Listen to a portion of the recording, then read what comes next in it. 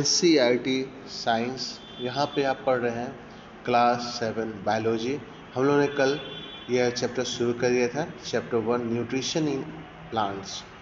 आज हम लोग पढ़ने जा रहे हैं। इसमें हम लोगों ने पढ़ा था न्यूट्रिएंट्स के बारे में, न्यूट्रिशन के बारे में, और हम लोगों ने ऑटोट्रॉफ्स जाना था। ऑटोट्रॉफ्स के बाद ऑटोट्रॉफिक, हेटरोट्रॉफ्स, ये सब जाना था।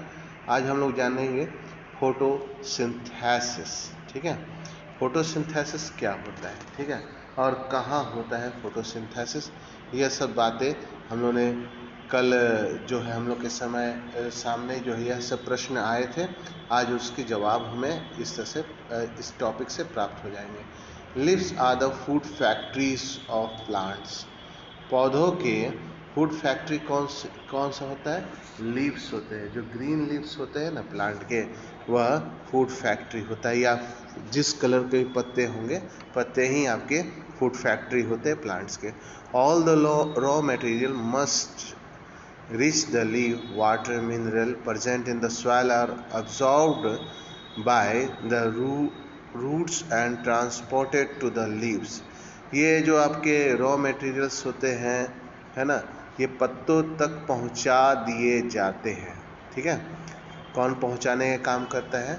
तो वाटर और मिनरल्स जो होते हैं सॉइल में, वो एब्जॉर्ब होते हैं रूट से और ट्रांसपोर्टेड होते हैं आपके लीव्स तक। ठीक है, ऊपर वाली कक्षाओं में आपको जानना है कि स्टेम में कुछ स्पेशल तरह की तना, या जो होता है ना तना, पेड़ का या पौधे का तना जो होता है, उसमें आपके स्पेशल तरह के कुछ मैकेनिज्म होता है जिससे यह कार्य संपादित किया जाता है।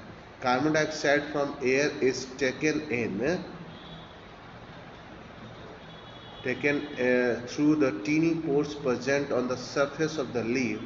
These pores surrounded by guard cells. Such pores are called stomata.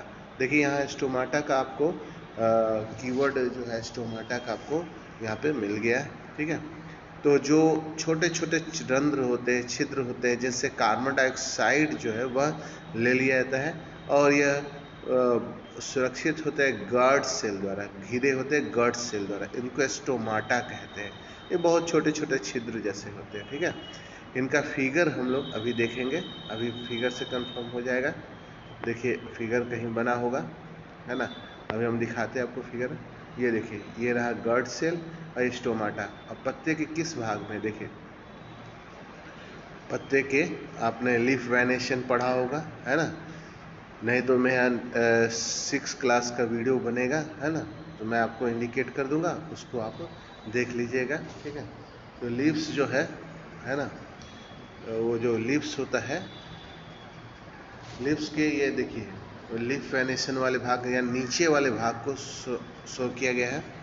और इसी में देखिए गार्ड सेल है, गार्ड सेल के अंदर स्टोमाटा ओपनिंग है। ये देखिए स्टोमाटा ओपनिंग आपको दिख रहा होगा, और यह घिरा हुआ है किससे?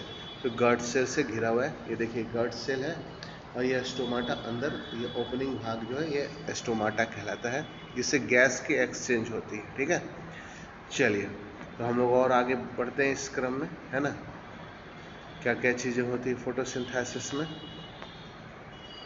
तो हम लोगों ने स्टोमाटा जान लिया यहाँ पे, लेकिन एक बहुत ही महत्वपूर्ण जानकारी है, वह सेल के बारे में। सेल यानी जितने भी दुनिया में जीवित प्राणी हैं, सब के सब एक यूनिक चीज़ से बने हुए, जिसको सेल कहते हैं। ठीक है, you have seen the building, that building are made of brick.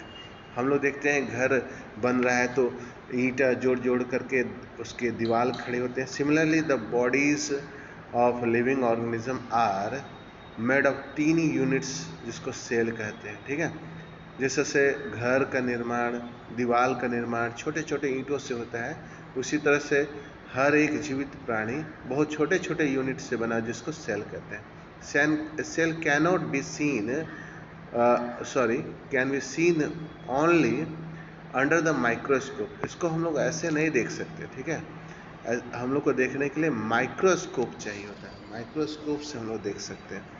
Some organisms are made of only one cell, एक ही सेल से बने होते हैं। The cell are enclosed by, cell भी एक तरह की बाउंड्री से घिरा होता है, जिसको सेल मेम्ब्रेन कहते हैं। ठीक है, Most cells have distinct centrally located spherical structure called nucleus, और फिर सेंटर में, उसके सेंटर में एक तरह का आपका स्फेरिकल स्ट्रक्चर पाया जाता है जिसको न्यूक्लियस कहते हैं। ठीक है, ये सब फिगर में आपको मैं दिखा दूंगा। ठीक है, the nucleus is surrounded by jelly like substance जो आपके साइटोप्लाज्म, यानी न्यूक्लियस यानी सेल के अंदर एक लिक्विड टाइप का जेली लाइक सब्सटेंस होता है जिसको हम लोग साइटोप्लाज्म कहते हैं। देखिए सेल इस तरह का दिखता है, ये माइक्रोस्कोप में दिखाया जा रहा है, न्यूक्लियस है। ठीक है, और ये आपके दाना दाना जैसा दिखाई दे रहा है ना, ये जेली टाइप का होता है, इसको साइटोप्लाज्म कहते हैं। और यहाँ देख रहे हैं ये ऐसे लगभग बीच में एक पैच पैच टाइप का दिखाई दे रहा है, ये आपका न्यूक्लियस है। ठीक है, चलिए हम लोग आगे अब चलते हैं पढ़ाई के क्रम में। तो बूझो पहेली जो है वह उसके द्वारा सिर्फ एनसीईआरटी में व्यवस्था की गई है कि आपको कुछ जानकारी प्राप्त हो। बूझो want to know about know how water mineral absorbed by root reach the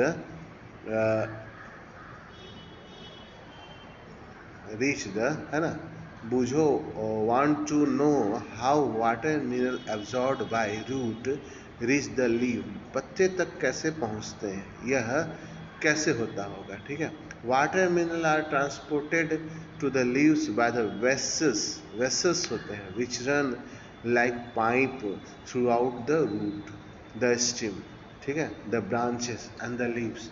आपके घरों में चापाकल होगा, है ना, या मोटर्स लगे होंगे, चापाकल में पाइप होता है, पाइप से यह जो है पानी बाहर की तरफ हम लोग जब पंप चलाते हैं तो यह बाहर निकल जाता है।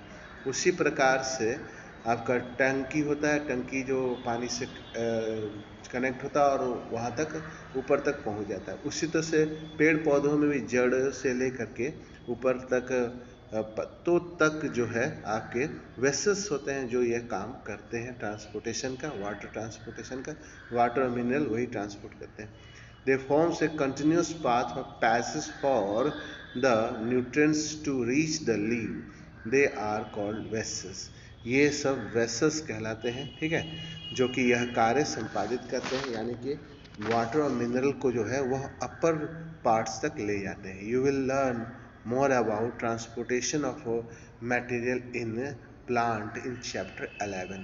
चैप्टर 11 में इसको हम लोग को बहुत बढ़िया तरह से समझना है, बाकायदा यह चैप्टर ही है।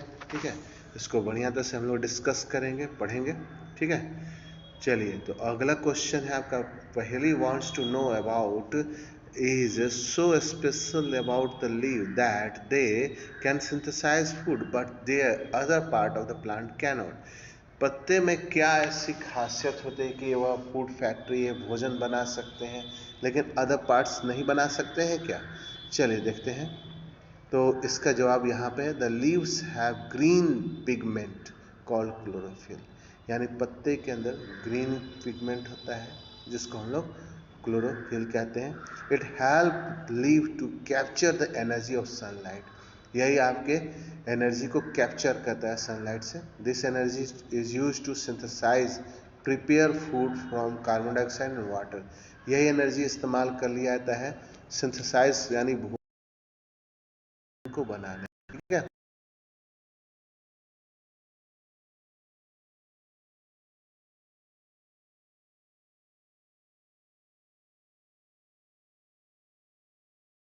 फोटोसिंथेसिस की प्रक्रिया कहते हैं। ठीक है,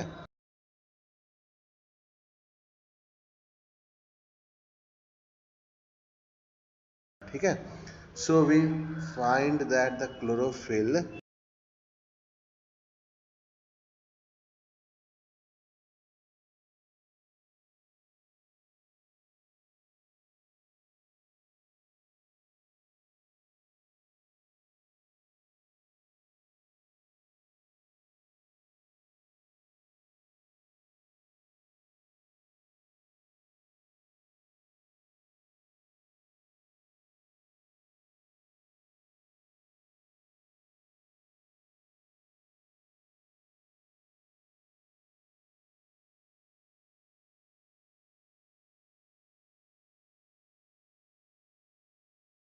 जो है वह आपका अल्टीमेट सोर्स ऑफ एनर्जी है सारे के सारे जीवित प्राणी के लिए।